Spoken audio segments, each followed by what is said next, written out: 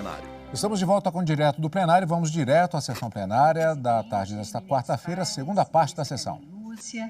Senhor Vice-Procurador-Geral da República, doutor Humberto Jacques, senhor advogado doutor Walter Bittar, a quem cumprimento também pela sustentação oral. Uma saudação muito especial ao eminente relator, ministro Alexandre de Moraes, que, como sempre, trouxe um voto escorreito e exaustivo. Trata-se, como visto, de recurso extraordinário admitido sob o regime da repercussão geral. Tema 1043.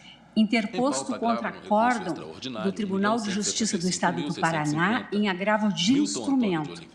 Este, por sua vez, manejado contra decisão de primeiro grau deferitória de liminar em ação de improbidade administrativa proposta pelo Ministério Público Local para efeito de indisponibilidade de bens dos réus, exceto aqueles em face dos quais não requerida pelo autor a liminar. E esses excluídos são aqueles com os quais celebrado acordo de colaboração premiada pelo Ministério Público do Estado do Paraná, em que, dentre outros termos, fixados a extensão para os desdobramentos cíveis, inclusive improbidade administrativa, da tese veiculada no presente recurso. Ou seja, os efeitos da colaboração em termos de concessão de privilégios relacionados às possíveis punições aplicados aos envolvidos esgotar-se-iam no âmbito penal, de modo que a pretensão de ressarcimento civil dos danos ao erário em improbidade, como requerido no presente caso, deveria ser processada uniformemente. A questão jurídica subjacente a estes autos diz com a extensão dos efeitos do acordo de colaboração premiada à esfera civil administrativa, ou, como muito bem pontuado pelo eminente relator, sobre a possibilidade de emprego da colaboração premiada, que todos sabemos é o Instituto de Natureza Penal, no âmbito da ação civil pública por ato de improbidade administrativa, objeto da Lei 8429 de 1992. Apontam-se neste recurso como afrontados os princípios da legalidade e da imprescritibilidade da pretensão de ressarcimento ao erário, bem como a legitimidade concorrente para a propositura da ação de improbidade. Vale dizer, Constituição Federal, artigos 5º, inciso 2, 37, parágrafo 4º e 5º e 129, parágrafo 1º. Eu vou fazer um brevíssimo resumo do meu voto, juntarei a declaração escrita aos autos, senhor presidente, apenas destacando o fato destacando algumas notas conceituais relativas à colaboração premiada, que não é demais serem enfatizadas, senhor presidente. Sabemos que o acordo de colaboração premiada, segundo a melhor doutrina no plano da fenomenologia jurídica, é um negócio jurídico bilateral cujas características equivalem à de um contrato oneroso. Seu suporte fático apresenta como elemento nuclear a vontade exteriorizada de duas partes imbuídas de interesses contrapostos, que definem, no espaço negocial pré-delimitado pelo ordenamento, as consequências jurídicas emanadas do ajuste. Prevalece o entendimento de que se cuida de negócio jurídico de natureza processual, com repercussão, porém, na esfera do direito penal. A disciplina legal da colaboração premiada impõe, em observância ao modelo acusatório constitucionalmente consagrado, uma posição de distanciamento do julgador do processo, de composição entre as partes pactuantes, cabendo-lhe principalmente, quando da homologação do acordo, a análise de seus aspectos formais. Nessa fase processual, a homologação do acordo, o julgador não emite qualquer juízo de valor sobre as declarações prestadas pelo colaborador e, consequentemente, sobre eventual culpabilidade dos delatados. No que diz com as cláusulas acordadas, os contornos da análise judicial são estritamente delimitados pelo arcabouço legal, o qual regula um olhar voltado à apuração da regularidade, da legalidade, da adequação dos benefícios pactuados e dos resultados projetados, assim como da voluntariedade da manifestação de vontade do colaborador. E aqui eu me reporto especialmente, senhor presidente, ao HC 127.483, onde esse plenário assim fixou, sob a relatoria do eminente ministro Dias Toffoli, isso ainda em 2016.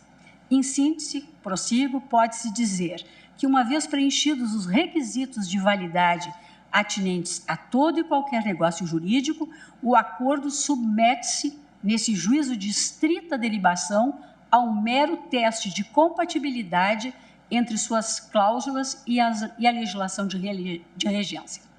Em qualquer hipótese, todavia, a limitação cognitiva do julgador em relação ao conteúdo das declarações prestadas e das provas apresentadas não confere às partes pactuantes irrestrita margem de atuação, impondo-se nas cláusulas por elas avançadas a observância dos limites do ordenamento jurídico. A discussão que se trava nesses autos, por óbvio, senhor presidente, não tem importância meramente acadêmica, servindo como pano de fundo ao equacionamento de questões de ordem prática intimamente relacionadas com a extensão e o alcance das atribuições dos órgãos de acusação no pactuar das cláusulas do acordo de colaboração premiada. Tanto que o tratamento da temática evoluiu, o eminente relator muito bem destacou, no decorrer do tempo, com uma progressiva delimitação legal dos contornos da delação e da colaboração premiadas, desde as iniciais previsões na Lei 7492, de 86 ainda, sobre os crimes contra o sistema financeiro, passando pelo artigo 159, parágrafo 4º do Código Penal, com a redação da Lei 9269 de 96, no caso da extorsão mediante sequestro, e também pelo artigo 1º, parágrafo 5º da Lei 9613 de 98, lavagem de dinheiro, além da Lei 9807 de 99, quanto à proteção aos réus colaboradores, ainda o artigo 41 da Lei 11.343 de 2006 sobre tóxicos, até a disciplina atual, dada pela Lei 12.850 de 2013, sobre as organizações criminosas, com a redação conferida pela recentíssima Lei 13.964 de 2019, que é o chamado pacote anticrime.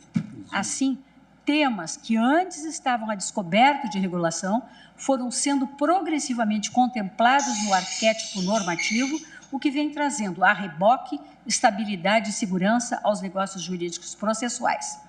Atualmente, a sistemática da Lei 12.850 de 2013 optou por não enclausurar as atribuições das partes processuais em dispositivos taxativos, e sim estabelecer como limites de atuação aquilo que não pode ser objeto de entabulação autônoma, demandando necessário e indispensável pronunciamento jurisdicional. Alguns dos temas concernentes aos limites materiais de atuação das partes na entabulação do acordo amadureceram no próprio seio jurisprudencial, tendo este Poder Judiciário de dar soluções aos casos concretos sem dispor, àquela altura, dos mesmos instrumentos normativos que agora traçam com maior clareza as atribuições de cada um dos envolvidos na operacionalização do Instituto. E eu aproveito aqui, senhor presidente, para mais uma vez, num parêntese, enfatizar o inestimável trabalho desenvolvido pelo saudoso e querido ministro Teori Zavascki no desbravar do Instituto no cenário jurídico nacional. Como destaquei e reitero, a legislação não estabeleceu rigidamente as cláusulas e as atribuições de cada parte no acordo. Ao contrário, apenas fixou restrições de objeto. Eu tenho me manifestado, senhor presidente, no sentido de que há margem de negociação entre o Ministério Público e o agente colaborador, ainda que as cláusulas do acordo e as obrigações dele decorrentes encontrem limites, em especial quanto à dosimetria da pena, o regime inicial de cumprimento de pena, suas regras e requisitos de progressão e as hipóteses e forma de suspensão de prazos prescricionais, bem como sobre a renúncia a direito de impugnação. Reconheço, portanto, a possibilidade da entabulação de cláusulas e fixação de sanções premiais não previstas expressamente em lei. E aí, senhor presidente, eu faço esses registros todos em função de ter se invocado como um dos pilares da impugnação, versado no recurso, o princípio da legalidade, né? Artigo 5º, 2º da Constituição Federal. Vale relembrar, presente este contexto, que o cânone geral da boa-fé objetiva, hoje positivado no artigo 422 do Código Civil, traduz norma de comportamento que impõe inter alia às partes contratantes o dever de não sonegar informações relevantes a respeito do objeto e do conteúdo do negócio.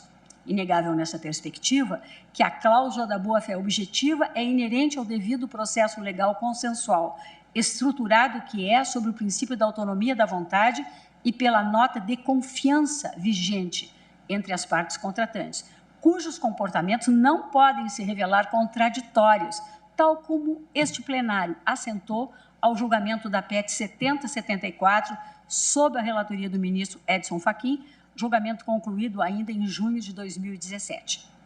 Nessa perspectiva, senhor presidente, consagra a lei uma espécie de pacto de verdade com o colaborador, que, se quebrado, acarretará a perda dos benefícios acordados, além de sujeitar o agente faltoso à persecução penal pelo delito de denunciação caluniosa, objeto do artigo 19 da Lei 2.850 de 2013.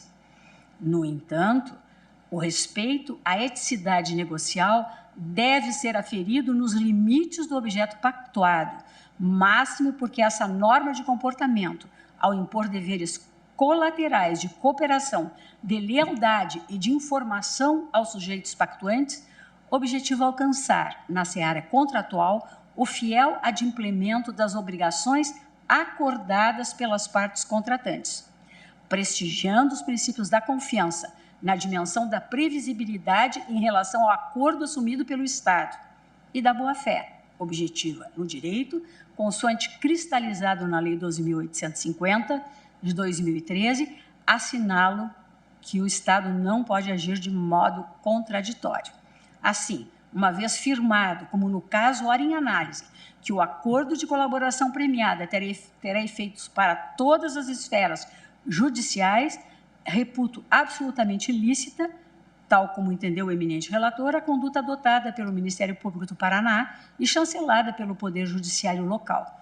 Tal entendimento pode ser extraído, inclusive, do paradigmático HC 127.483, Paraná, no qual ressaltada a importância dos postulados a que me referi. É preciso reconhecer a inegável comunicabilidade numa visão verdadeiramente sistêmica, chamado microsistema anticorrupção, entre as leis 12.846 de 2013 e 12.850 do mesmo ano, com a Lei 8429 de 92, alinhado aos motivos supramencionados. E essa inegável comunicabilidade, esse microsistema de anticorrupção, leva-me a reputar constitucionalmente lícita a extensão e harmônica com a Carta, a extensão dos efeitos do acordo de colaboração premiada para todas as esferas judiciais. Observo que, com a alteração do artigo 17, parágrafo 1º da Lei 8429 de 92, esse artigo que vedava a transação, acordo ou conciliação nas ações de improbidade, para agora prever expressamente, por meio do acordo de não persecução cível, a possibilidade de pactuação em ações dessa natureza.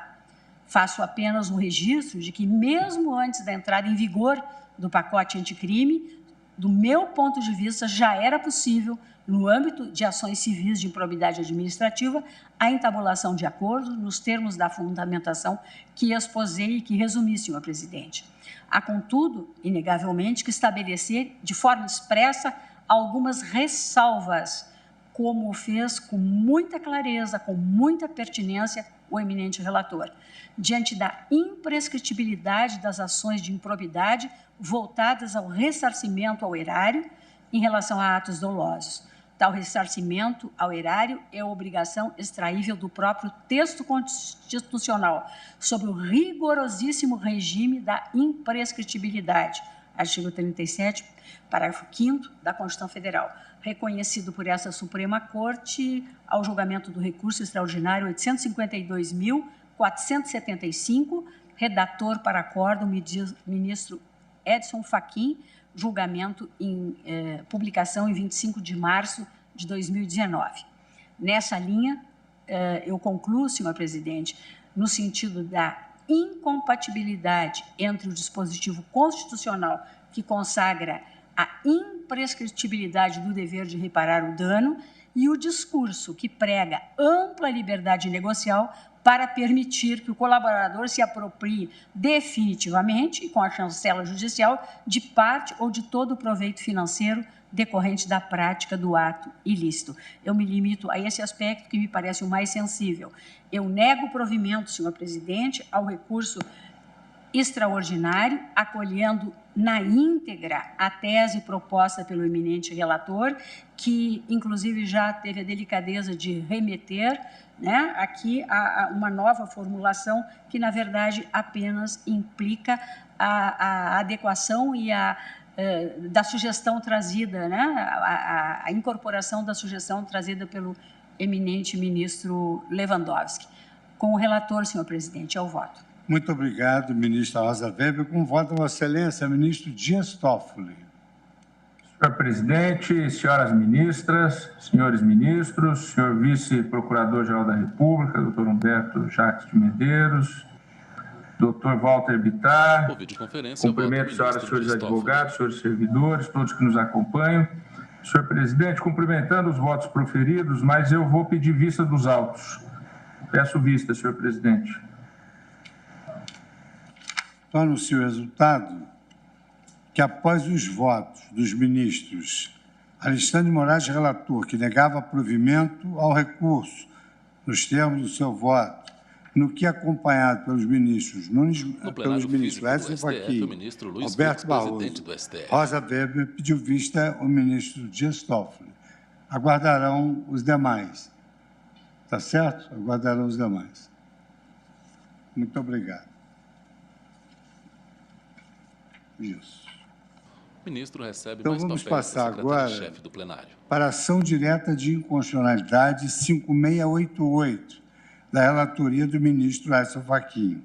Eu faço uma resenha que, após o voto do ministro Edson Fachin, que julgava parcialmente procedente o pedido formulado na ação direta no tocante ao artigo 3º da Lei 8.071 de 2006, do Estado da Paraíba, e do voto do ministro Dias Toffoli, que julgava improcedente o pedido, pediu vista dos autos do ministro Gilmar Mendes, que, ora, devolve a vista e tem a palavra.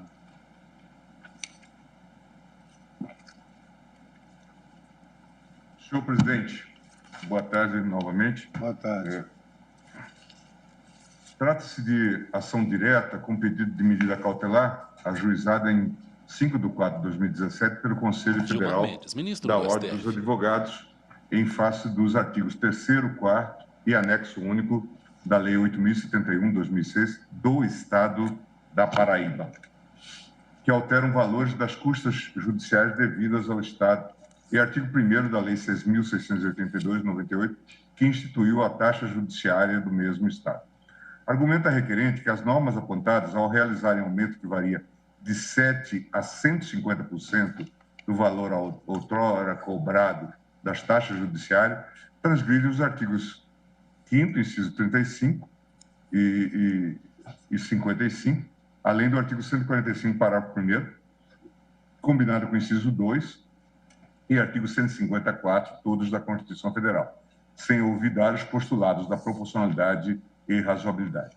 Defendo que, enquanto o valor máximo a ser pago a esse título passou de R$ 23.205 a R$ 41.769, representando aumento de 80%, estando as custas judiciais paraibana entre as mais altas de todo o país. Ao apontar ainda a existência de bis in idem, sob o raciocínio de que as taxas judiciárias possuem como fato gerador a utilização dos mesmos serviços das custas, aduz. No caso em apreço, verifica-se que, ao criar a taxa judiciária, artigo 1º da Lei 6.782, de forma que ela incidisse sobre o mesmo fato gerador, serviço judiciário, o legislador elevou de inconstitucionalidade a lei paraibana, onerando excessivamente o contribuinte. Trata-se de determinação que viola o princípio do não confisco. Isso porque, somando-se a incidência da taxa judiciária e das custas, alcança-se um valor exorbitante a ser recolhido. Configura-se, portanto, um montante que não corresponde à contrapartida prestada, motivo pelo qual a previsão legal que cria a taxa deve ser declarada inconstitucional. Com a nova lei, as taxas judiciárias passaram a ter um teto de 900 UFIR, ou UFRs, o que representa valor de R$ 41.769, e significa um aumento de 350%. O relator aplicou o rito do artigo 12 da Lei 9868, a Assembleia do Estado da Paraíba defendeu a constitucionalidade das normas utilizadas. Por sua vez, o governador do Estado da Paraíba, advogando a constitucionalidade da norma, arguiu a existência de coisa julgada diante do areste da DIN 2078 desta Corte, ao argumentar que as disposições impugnadas respeitam as diretrizes consagradas por esta Corte. Além disso, a previsão de gratuidade da prestação do serviço jurisdicional às pessoas financeiramente vulneráveis resguarda o acesso à justiça. A Advocacia Geral manifestou-se pelo não conhecimento parcial da ação e pela improcedência do pedido.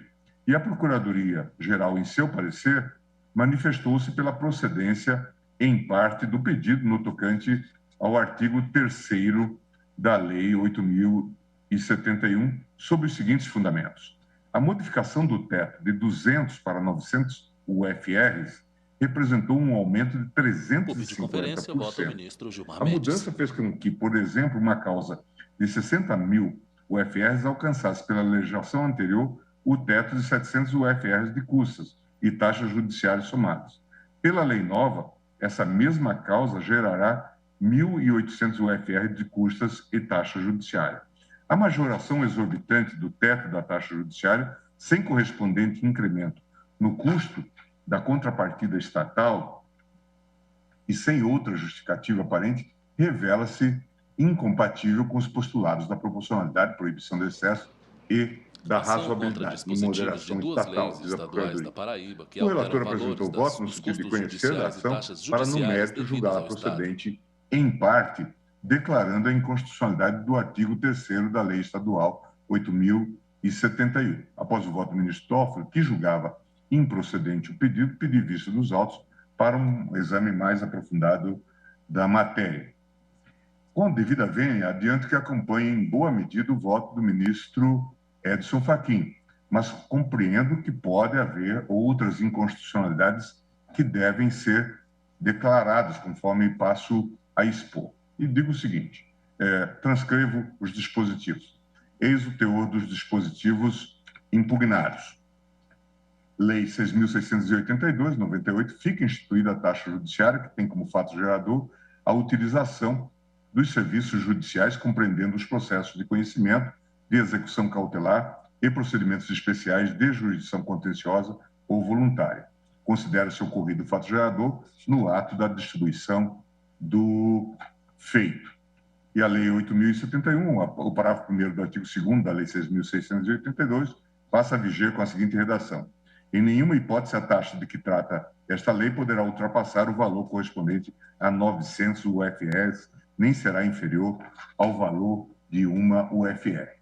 Os itens especificados das tabelas anexas à lei estadual passam a viger com a redação dada no anexo único desta lei. Entendendo necessário registrar a redação anterior das normas alteradas, também transcrevo os trechos. E digo o seguinte, cabe a mencionar que outra norma estadual, declarada constitucional por esta Corte, na DIN 2078, já havia aumentado o valor máximo das custas judiciais de 20 UFRs para 500 UFRs, tal como se observa do artigo 1º da Lei Estadual 6.688 de 91. Ou seja, as normas ora questionadas nesta DIN, além de criarem a taxa judiciária com teto inicial de 200 UFRs, mantendo a cobrança também das custas judiciais, também incrementaram o teto de 200 UFRs para 900 UFRs, além de aumentarem o teto máximo daquelas custas de 500 UFRs, não questionadas nesta demanda, para 900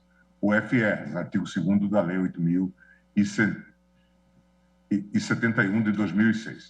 Eu transcrevo os dispositivos constitucionais e digo o seguinte: a discussão dos autos perpassa saber se é possível a cobrança de taxa judiciária e de custas judiciais de forma acumulativa para ajuizamento de demandas judiciais, o nebis in idem, além de saber se é possível aumentar a alíquota de 1,5% para 5% ou até 6,5%, e no caso do teto de pagamento daqueles tributos, incremento de 200 para 900 UFRs e 500 UFRs para 900 UFRs, respectivamente, além da própria atualização da UFR sem qualquer justificativa que guarde correlação com o serviço efetivamente prestado.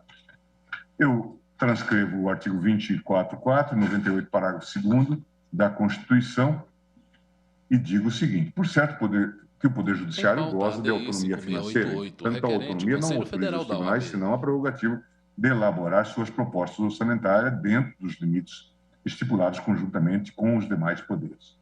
Além de ser competência concorrente da União e dos Estados e do Distrito Federal legislar sobre custas de serviços forenses, há que se diferenciar a taxa judiciária advinda da prestação de serviço público específico e divisível dos emolumentos, custas processuais em sentido estrito, estes últimos que guardam correlação com a prestação de serviços de particulares em colaboração ao poder público.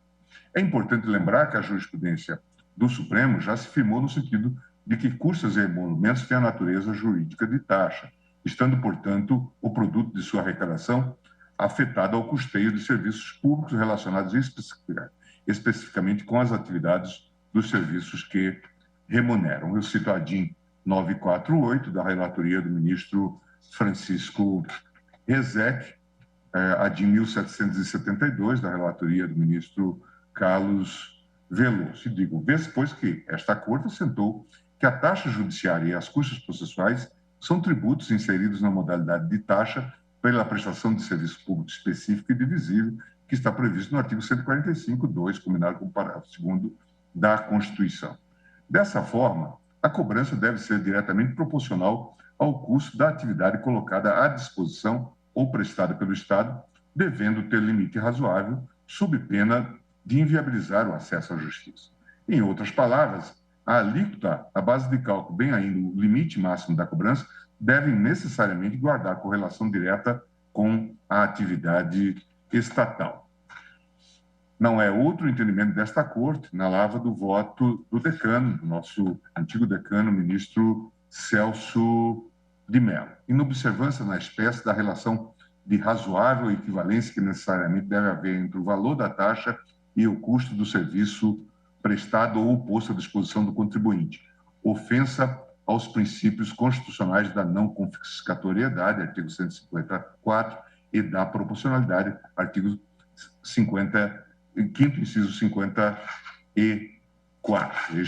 Esta foi a decisão na DIN 2551. Parte da discussão travada nesses autos foi aventada também na DIN 2078, da minha relatoria, em que se disse: em caso não vislumbre o óbice na fixação da taxa judiciária no percentual de 1,5%. Inclusive, é de se notar que o valor estipulado pelo Estado da Paraíba pouco destoa de hipótese já julgada por esta Corte ao declarar constitucional taxa judiciária fixada pelo Estado de Mato Grosso em alíquota de 1%. E, importante transcrever meu voto naquele julgamento para assentar que estávamos diante de alíquota de 1,5%, sendo legítima a utilização do valor da causa ou da condenação para fins de cálculo da taxa judiciária, desde que mantida a correlação condizente com o serviço prestado, sem olvidar que havia limitação expressa para os valores máximos a serem pagos a título de taxa judiciária, assim como a parametrização equivalente dos valores, razão pela qual concluí, àquela época e diante daquele cenário fático, não haver qualquer violação ao princípio da proporcionalidade, igualmente por haver a razoabilidade da alíquota nos termos da ADIM 2040, da relatoria do saudoso ministro Maurício Correia. Para estabelecer a diferenciação entre as taxas judiciárias e as custas judiciais, cito o importante precedente desta Corte no julgamento da medida cautelar na ADIM 1926, cuja ementa descreve, da relatoria do ministro pertence. A ADIM, medida cautelar, não se defere, embora plausível a arguição, quando dado o consequente estabelecimento da eficácia da legislação anterior, agravaria a inconstitucionalidade denunciada. É o caso em que se suspende, por aparentemente desarrazoada, a limitação das custas judiciais a 5% da causa, seria restabelecida a lei anterior que tolerava até 20%.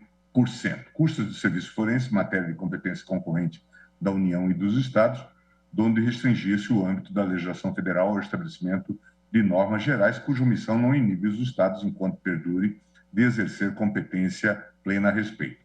Custas judiciais são taxas do que resulta, ao contrário do que sucede aos impostos, a alocação do produto de sua arrecadação ao Poder Judiciário, cuja atividade remunera, e nada impede a afetação dos recursos correspondentes a determinado tipo de despesa, no caso as de capital, investimento e treinamento de pessoal da Justiça, cuja finalidade tem inequívoco liame instrumental. O seu setor pertence à DIN 1926, Tribunal Pleno.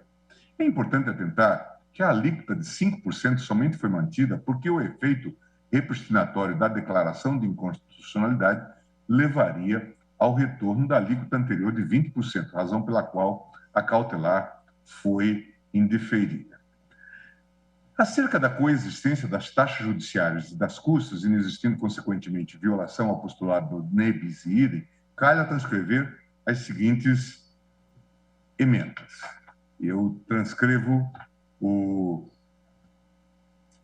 os embargos de declaração conhecidos na AI 309.883, embargos de declaração da relatoria do ministro Moreira Alves, e, mais recentemente, no RE 594.116, da relatoria do ministro Edson Fachin, que se assentou que a despesa com porte de remessa e retorno não se enquadra no conceito de taxa judiciária, uma vez que as custas do serviço forense se dividem em taxa judiciária e custas em sentido estrito. E cita-se este agravo de instrumentos nos embargos declaratórios 309.883. Diante desse cenário, ao que parece, da jurisprudência desta Corte, inexiste bitributação na coexistência da cobrança de taxa judiciária e das custas judiciais. Contudo, persiste a necessidade de saber se o aumento das alíquotas e dos tetos de cobrança da taxa e das custas são proporcionais e se dificultam o acesso à justiça.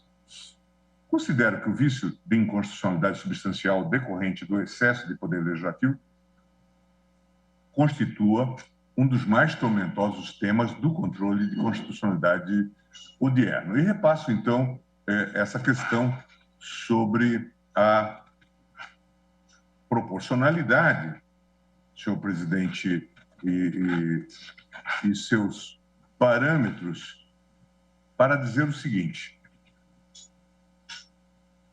sem maiores delongas, considero desproporcional o aumento do teto de pagamento da taxa e das custas de 200 para 900 UFRs e de 500 UFRs para 900 UFRs, respectivamente, sem qualquer justificativa que guarde relação com o serviço prestado. Não há dúvida de que o aumento do valor máximo das custas judiciais, com alíquotas que variam de 5 a 6,5, saiu de 500 UFRs, cerca de 23.205, atingindo 900 UFRs, 41.769. Ambos valores da época do ajuizamento da DIN, quantia atualizada para 49.446 até o mês de maio de 2021.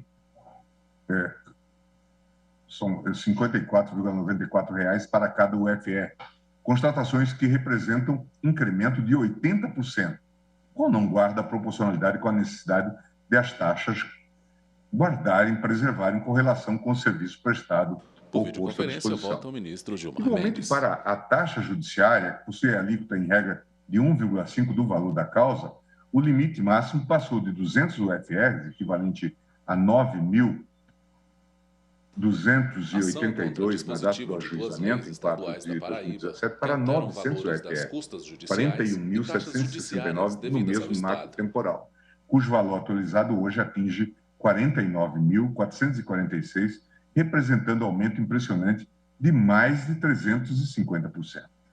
Em outras palavras, não me parece que haja proporcionalidade na existência de duas formas de incremento na arrecadação tributária, uma pela atualização mensal da própria UFR e outra pelo aumento desarrazoado do teto de cada exação, custos e taxa judiciária, sem olvidar a possibilidade de incidência cumulativa, taxa e custas judiciais. No caso dos autos, além das custas e a taxa judiciária totalizarem praticamente R$100 mil, basta verificar o aumento da UFR Paraíba desde o ajuizamento desta ADIM, 4 de 2017, até o presente mês de maio de 2021. Naquele primeiro marco, o valor de cada UFR no estado da Paraíba equivalia a R$ 46,56. Na presente data, o montante já alcança R$ 54,94, o que representa por si só aumento de 18%.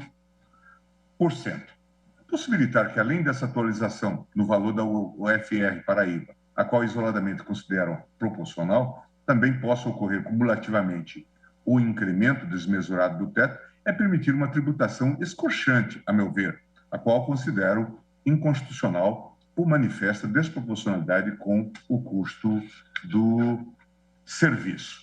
Eu cito, então, precedente do nosso antigo decano, o ministro Celso de Mello, na ADIM 2551, já mencionado, que ele dizia com todos os grifos: o poder público, especialmente em sede de tributação, não pode agir imoderadamente, pois a atividade estatal acha-se essencialmente condicionada pelo princípio da razoabilidade, que traduz limitação material à ação normativa do Poder Legislativo. O Estado não pode legislar abusivamente.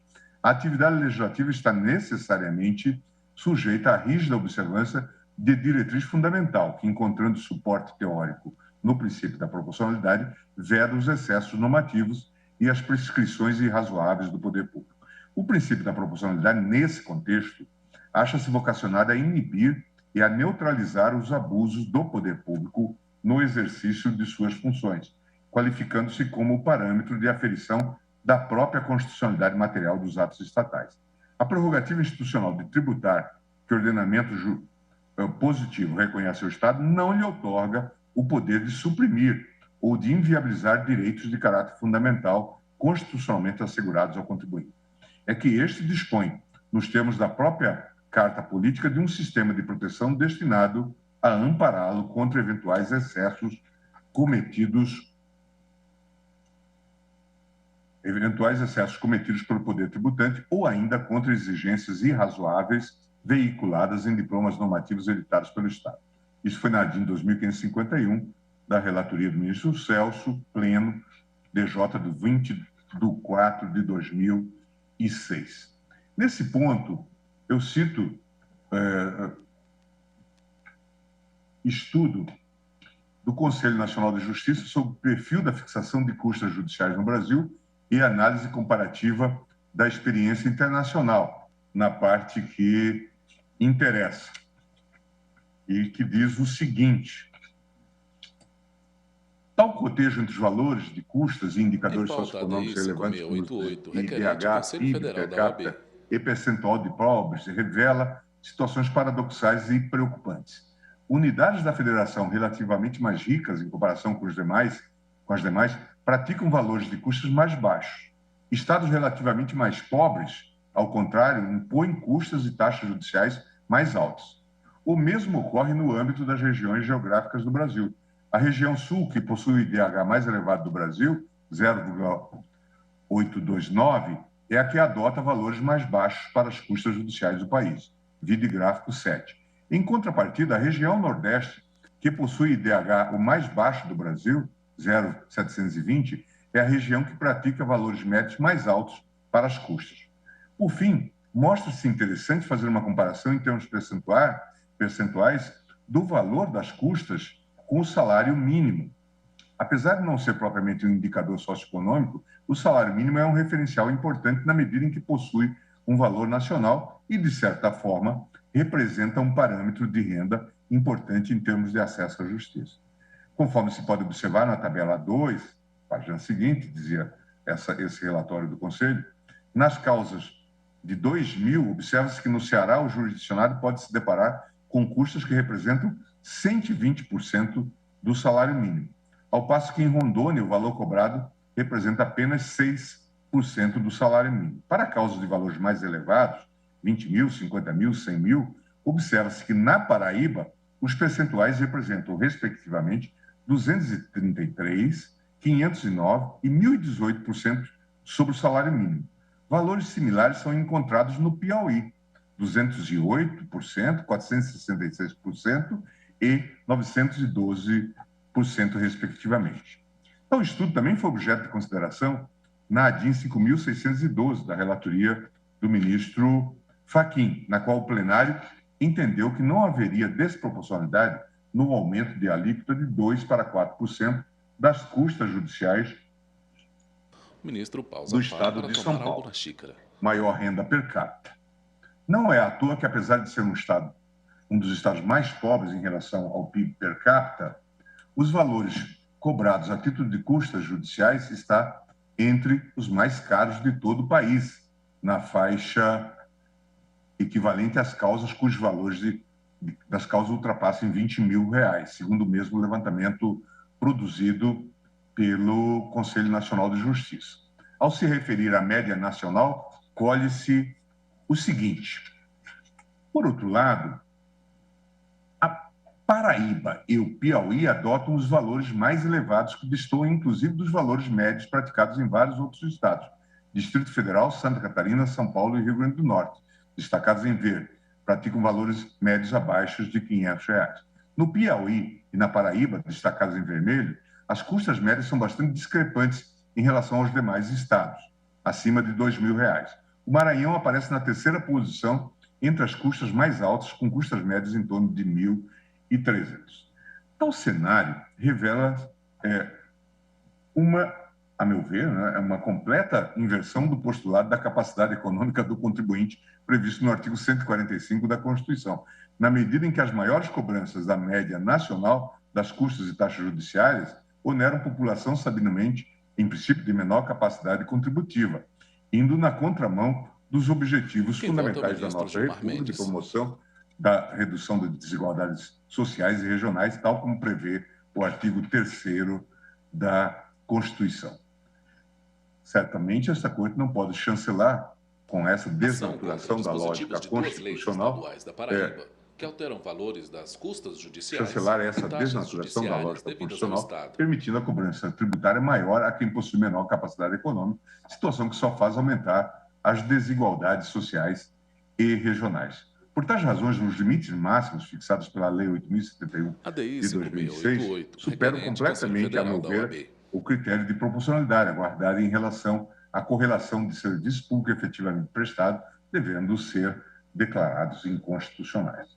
Eu trago, então, ainda consideração sobre a questão do direito de proporcionalidade. Trago o texto clássico do professor José Casale Tarnabás sobre o dever fundamental de pagar impostos, e me refiro ao artigo 145, parágrafo 1º, e digo o seguinte, senhor presidente, para encaminhar para o encerramento. Sob esse marco constitucional, parece possível partir da comatação da lacuna inicial relativa à explicitação de um óbvio dever fundamental de pagar impostos à superação da lacuna ainda mais grave, consistente em haver-se obscurecido o imperativo de equidade e isonomia na distribuição dos ônus da tributação. Esse último ponto é decisivo e elimina por completo a descrição individualista da oposição supostamente aporética entre cidadão e Estado. E por isso, eu digo, ao disciplinar de maneira isonômica, segundo a capacidade econômica do contribuinte, a distribuição dos ônus tributários e operar por meio de fiscalização tributária para conferir efetividade a esse objetivo, o Estado está verdadeiramente a prestar aos cidadãos a função de árbitro de um conflito ineliminável entre agentes privados. Dito isso, entendo que o postulado da vedação ao confisco mereça nova releitura frente ao direito de propriedade, no momento naquelas situações em que haja um arvoramento da exação estatal sobre o patrimônio do contribuinte de tamanha monta, isoladamente, que configure tributação escorchante e vexatória. Para tanto, basta somarmos o valor máximo da taxa e das custas judiciais que incidem sobre a mesma base de cálculo, o valor da causa, para percebermos que os tetos somados chegam a 1.800 UFRs, o que equivale a R$ 98.892, valores atualizados até o mês de maio de 2021. Por isso, com as vênias devidas em caso, essa capacidade econômica já é verificada pela progressividade das alíquotas e respectivas faixas de cobrança, além da própria atualização do valor da UFR do Estado da Paraíba, a qual é realizada de forma mensal, na forma do artigo 3º da Lei 5.672, de 1992. Aumentar, no caso das custas judiciais, o teto de 500 UFR para as taxas, artigo 1º da Lei Estadual 6.688, para 900 UFR, artigo 2º da Lei 8.071, e para as taxas judiciárias de 200 UFR para 900 UFR, aliada à atualização mensal da própria UFR Paraíba, a meu ver, equivale à atuação estatal que viola, inclusive, o direito à propriedade, tal como vedação ao confisco, calhando reiterar que a unidade fiscal de referência é atualizada mensalmente pelo Poder Executivo Estadual. Por isso, tenho como inconstitucional também o artigo 2º, bem ainda a linha T da tabela B do anexo, ambos da Lei 8.071, a qual estabelece o alargamento de teto das taxas judiciárias de 200 UFR para 900 UFR e das custas judiciais de 500 UFR para 900 UFR, sem qualquer medida justificadora para ambos. Ao fim, como medida de segurança jurídica, registro que, diante do efeito repristinatório da declaração de inconstitucionalidade, retorna-se para as custas judiciais o limite máximo de 500 UFR estabelecido pelo artigo 1º da Lei Estadual 6.688, ao passo que, para a taxa judiciária, o patamar de 200 UFR. Por isso, estou votando, presidente, por declarar a inconstitucionalidade do artigo 3º e apenas em parte no que se refere ao artigo 4º, para excluir a linha T da tabela B do anexo, ambos da Lei 8.071, 2006, e por arrastamento do artigo 2º da mesma lei estadual. Para evitar qualquer discussão envolvendo repetição de indébito e antevendo alegações de déficit fiscal, nesse contexto de mais de meia década de crise econômica e financeira, presentes os requisitos do artigo 97 da Lei 9868, propõe a modulação dos efeitos do presente julgamento, se for o caso, para declarar a inconstitucionalidade com efeitos ex nunc, mantendo a possibilidade dessa declaração retroagir apenas para eventuais discussões judiciais em curso ajuizadas até a presente data. Portanto, eu vou um pouco além do voto do eminente relator para estender também ao artigo 4º, para excluir a linha T da tabela B do anexo, ambos da Lei 8.071, e por arrastamento do artigo 2º da mesma lei estadual. É como voto. Quer dizer, Vossa Excelência vai mais além, mas também declara parcialmente procedente em relação ao artigo 3º, ministro Gilmar? Artigo 3º. Declarar a inconstitucionalidade do artigo 3º. Tá. Então, presidente. Pois não, ministro Fachin. Apenas como relator, se Vossa Excelência me permitir. Vossa Excelência está com a palavra.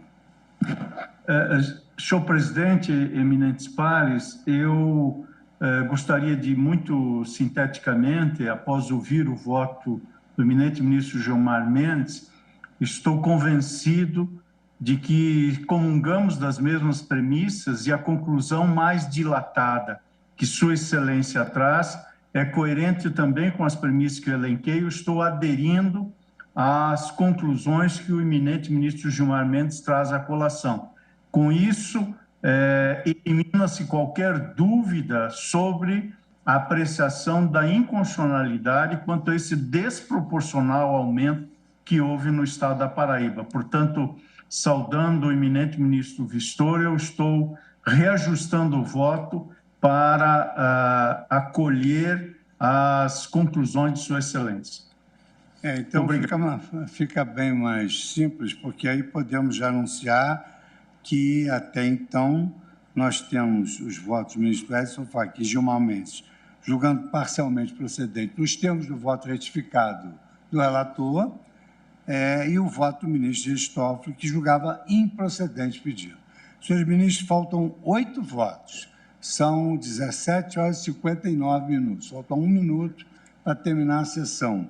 Eu tenho as audiências normais da presidência marcadas a partir das 18 horas. De sorte que eu vou realocar esse feito para uma outra data e, desde já, desejando a todos os senhores um bom feriado, um momento de oração nesse momento difícil do Brasil e compatível com o feriado que nos impõe uma reflexão bastante profunda, cada um de acordo com a sua fé, e desejar também aos colaboradores esses mesmos votos. E, com isso, eu declaro encerrada a sessão.